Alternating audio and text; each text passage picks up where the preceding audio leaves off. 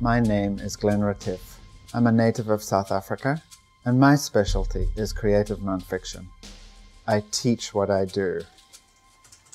Almost anything that I ask of my students is something I'm asking of myself pretty much every day.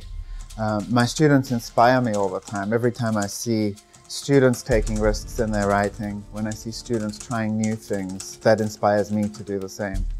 So for me, there's very little difference between my scholarship and my teaching. The two feed each other very directly. I read a lot of students writing about themselves and their lives, and I try to help students understand their stories more clearly, articulate their stories in poetic, vivid, fresh language, and just give them some feedback on who they are as writers, how they sound on the page. We live in an age of memoir. We live in an age when people want to make sense of their lives and tell their stories and be heard, and we see this on TV with reality television shows. It's a deep need that a lot of our students have.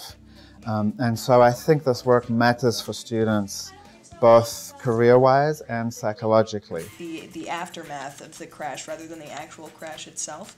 And I think what would make... When I was these students' age, I spent a lot of time in Black South African areas, rural as well as urban.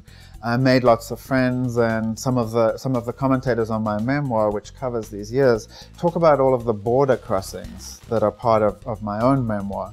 And so I immediately wanted to be able to share this with students and provide students with the kind of experience that I had at their age that was so enriching to me.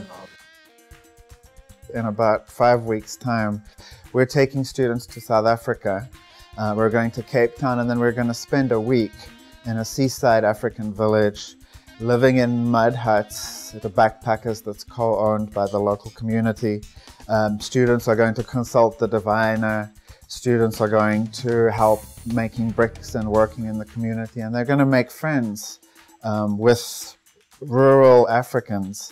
And then they're going to write about these experiences. You know, and I'll be able to share of my own culture shock in the United States as they go through their culture shock as Americans in South Africa. And I'm hoping that it's going to be a very interesting, productive exchange.